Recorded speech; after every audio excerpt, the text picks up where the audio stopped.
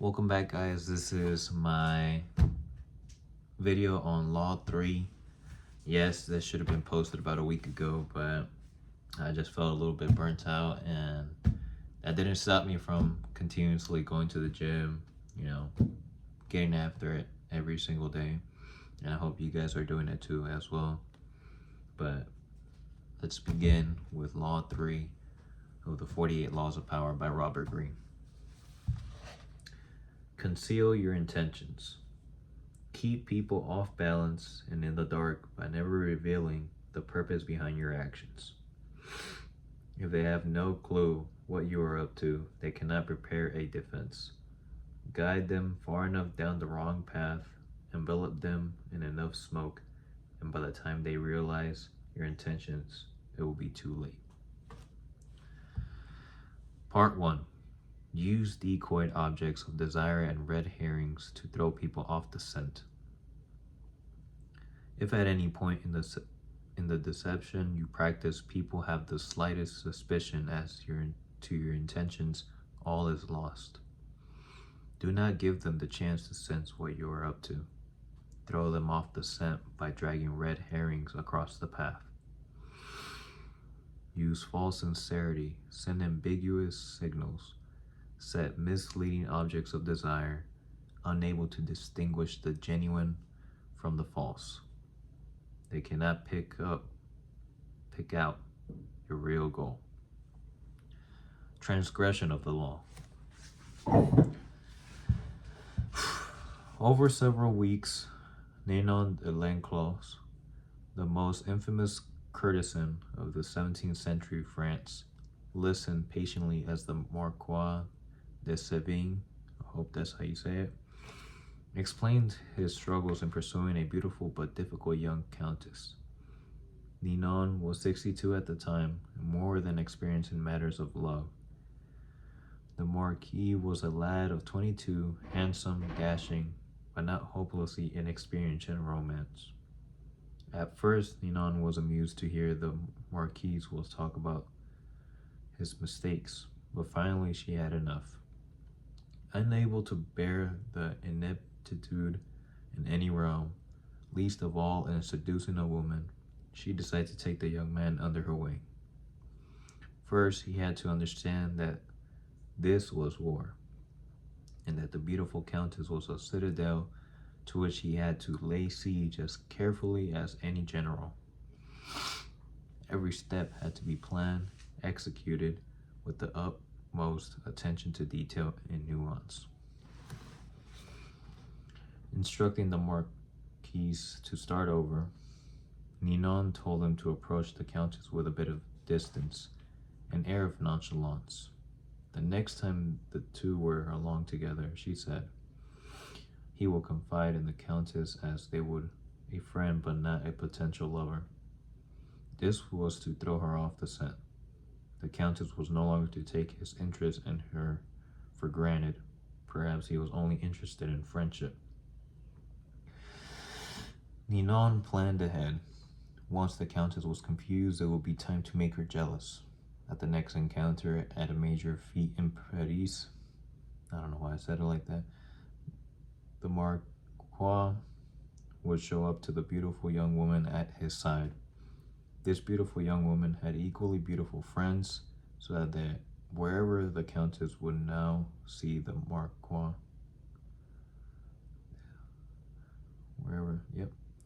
he will be surrounded by the most stunning young women in Paris. Not only will the countess be seething with jealousy, she would come to see that Marquis was someone who was desired by others.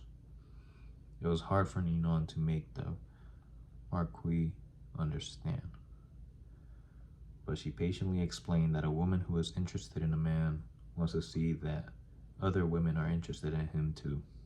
Not only does that give him instant value, it makes it all the more satisfying to snatch him for their clutches. Once the countess was jealous but intrigued, it would be time to deal her on Ninon's instructions. The Marquis would fail to show up at affairs where the countess expected him to see him. Then suddenly he would appear at salons he had never frequented before, but that the Countess attended often. She would be unable to predict his moves. All of this would push her into a state of emotional confusion that is a prerequisite for successful seduction. These moves were executed and took several weeks. Ninon monitored the Marquis' progress through her network of spies. She heard how the Countess would laugh a little harder at his witticisms, listen more closely to his stories. She heard that the Countess was suddenly asking questions about him. Her friends told her that at social affairs, the Countess would often look up at the Marquis, following his steps. Ninon felt certain that the young woman was falling under his spell. It was a matter of weeks now, maybe a month or two, but if all went smoothly, the citadel would fall. A few days later, the Marquis was at the Countess' home. They were alone. Suddenly, he was a different man. This time, acting on his own impulse rather than following Ninon's instructions, he took the Countess's hand and told her he was in love with her. The young woman seemed confused, a reaction he did not expect. She became polite, then excused herself. For the rest of the evening, she avoided his eyes, was not there to say goodnight to him. The next few times he visited, he was told she was not at home. When she finally admitted him again, the two felt awkward and uncomfortable with each other. The spell was broken. Interpretation. Ninon de L'Enclos knew everything about the art of love. The greatest writers, thinkers, and politicians of the time had been her lovers. Men like La Rochefoucauld, Molière, and Richelieu. Seduction was a game to her, to be practiced with skill as she got older and her reputation grew. The most important families in France will send their sons to her to be instructed in matters of love. Ninon knew that men and women are very different, but when it comes to seduction, they feel the same. Deep down inside, they often sense when they are being seduced, but they give in because they enjoy the feeling of being led along. It is a pleasure to let go and to allow the other person to detour you into a strange country. Everything in seduction, however, depends on suggestion. You cannot announce your intentions or reveal them directly in words. Instead, you must throw targets off the scent. To surrender your guidance, they must be appropriately confused. You have to scramble your signals, appear interested in another man or woman, the decoy, then hit at being interested in the target. Then feign indifference, on and on. Such patterns not only confuse, they excite. Imagine this story from the Countess' perspective. After a few of the Marquis' moves, she sensed the Marquis was playing some sort of game, but the game delighted her. She did not know where he was leading her, but so much the better. His moves intrigued her, each of them keeping her waiting for the next one. She even enjoyed her jealousy and confusion, for sometimes any emotion is better than boredom of security. That's crazy. Perhaps the Marquise had ulterior motives, most men do, but she was willing to wait and see. And probably if she had been made to wait long enough, what he was up to would not have mattered. The moment the Marquise uttered the fatal word, love, however, all was changed. This was no longer a game with moves. It was an artless show of passion. His intentions was revealed. He was seducing her. This put everything he had done in a new light.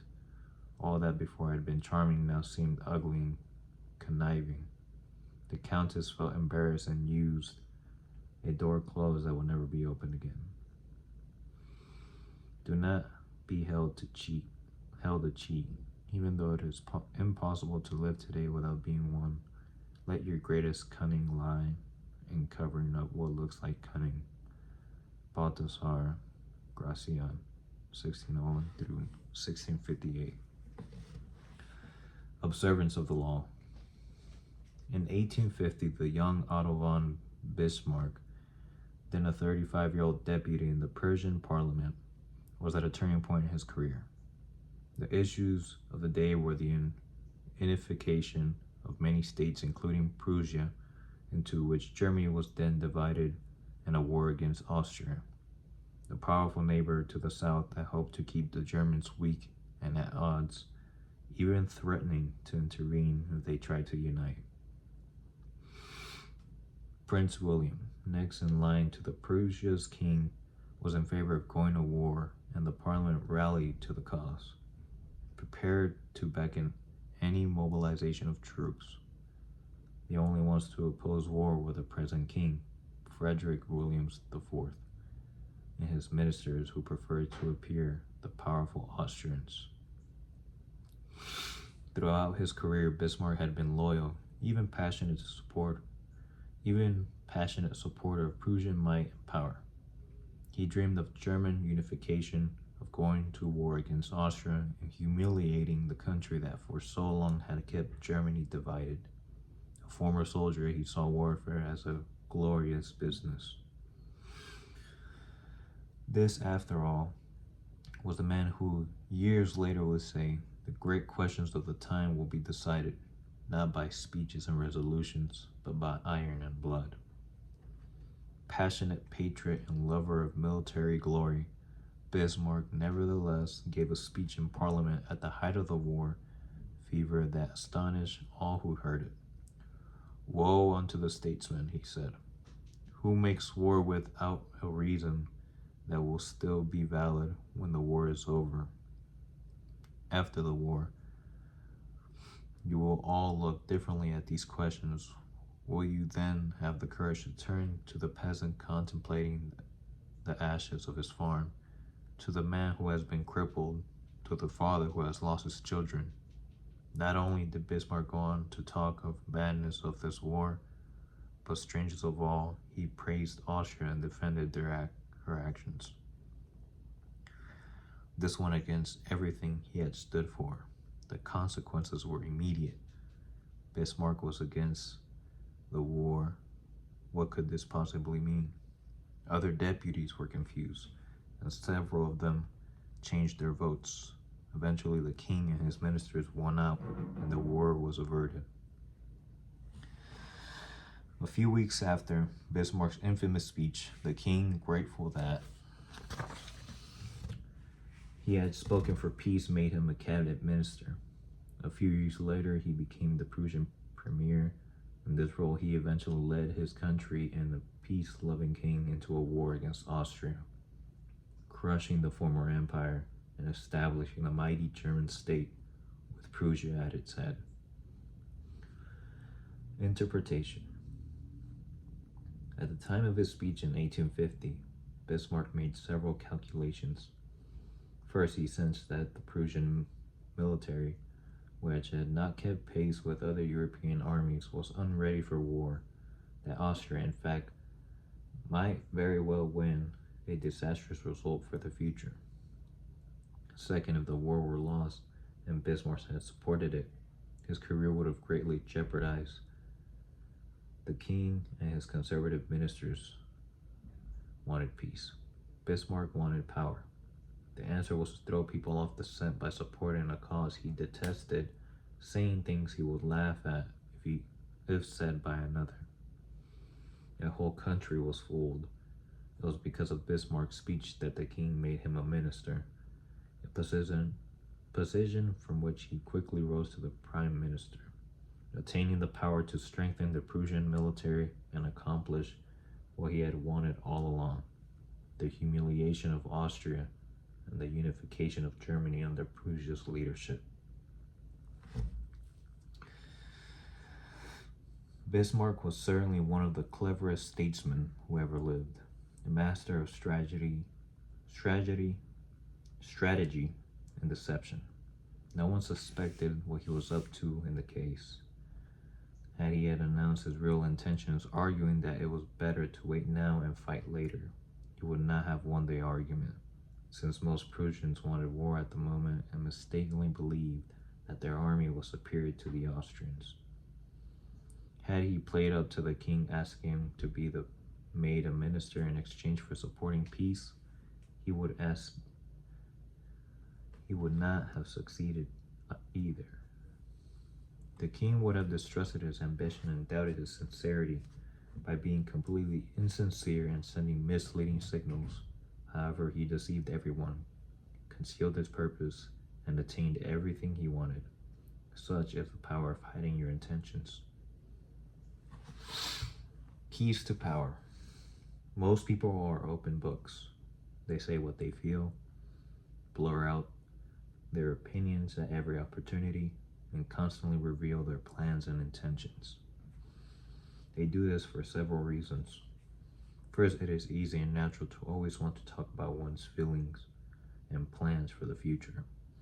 It takes effort to control your tongue and monitor what you reveal. Second, many believe that by being honest and open, they are winning people's hearts and showing good nature.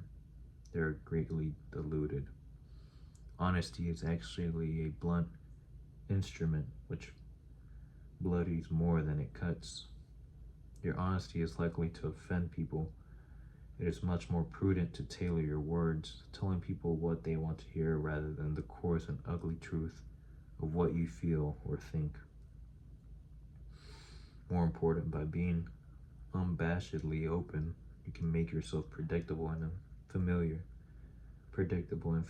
that is almost impossible to respect or fear you. And power will not accrue to a person who cannot inspire such emotions.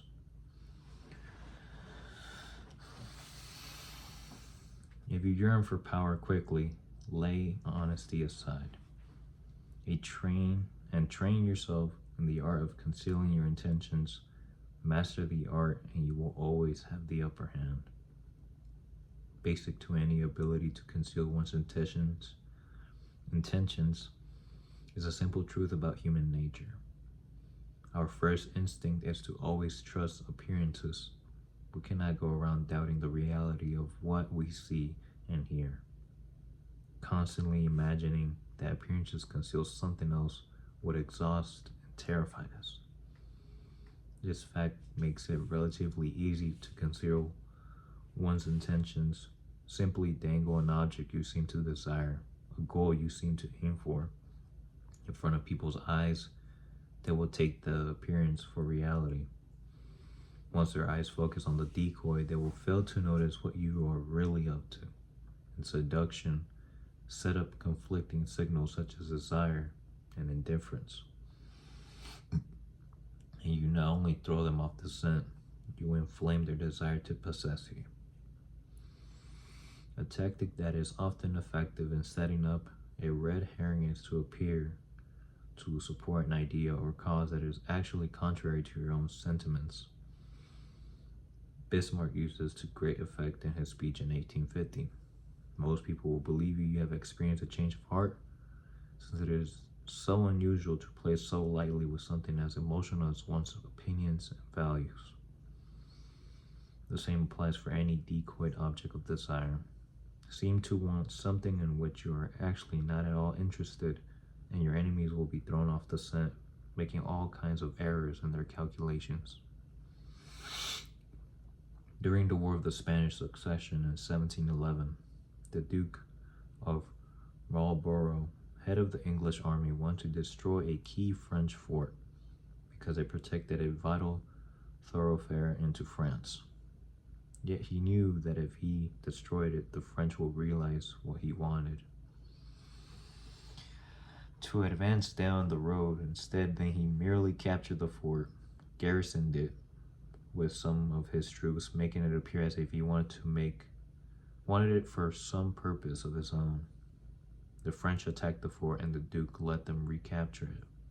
Once they had it back, though, they destroyed it, figuring that the Duke had wanted it for some important reason. Now that fort was gone, the road was unprotected, and Marlborough could easily march into France.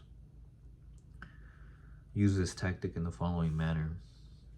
Hide your intentions by not closing up with the risk of appearing secretive and making people suspicious, but by talking endlessly about your desires and goals, just not your real ones.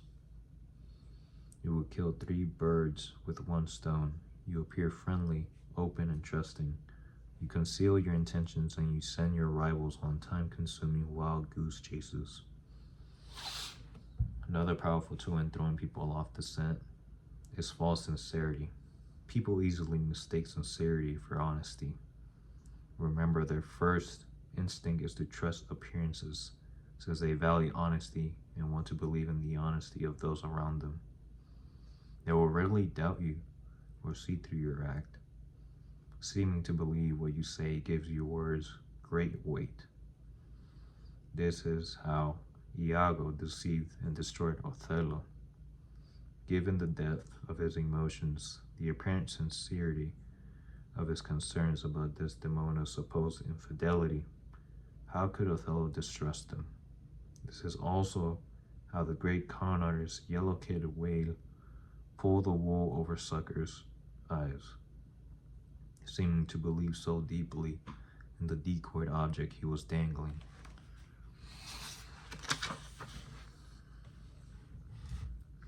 In front of them, a phony stock, a touted racehorse. He made its reality hard to doubt. It is important, of course, not to go too far in this area. Sincerity is a tricky tool. Appear overpassionate and raise suspicions. Be measured and believable, or your ruse will seem the put on that it is. To make your false sincerity an effective weapon in concealing your intentions, espouse a belief in honesty, forthrightness as important social values. To this, as publicly as possible, emphasize your position on this subject by occasionally divulging some heartfelt thought, though only one that is actually meaningless and irrelevant, of course. Napoleon's minister, Talleyrand, was a master at taking people into his confidence by revealing some apparent secret. This feigned confidence, a decoy, would then elicit a real confidence on the other person's part. Remember, the best deceivers do everything they can to cloak their roguish qualities. They cultivate an air of honesty in one area to disguise their dishonesty in others. Honesty is merely another decoy in their arsenal of weapons. And that is part 1 of Law 3 of concealing your intentions with other people. Yeah, and I hope you guys enjoy that first part. Here shortly I will be uploading part 2, so stay tuned. Subscribe, like the video if you enjoyed it, comment, and share this with a friend if you really liked it, or even a family member or anyone who else likes to read along any of those kind of videos. But yeah, I hope you guys have a good one. Catch you guys in part 2. Thank you.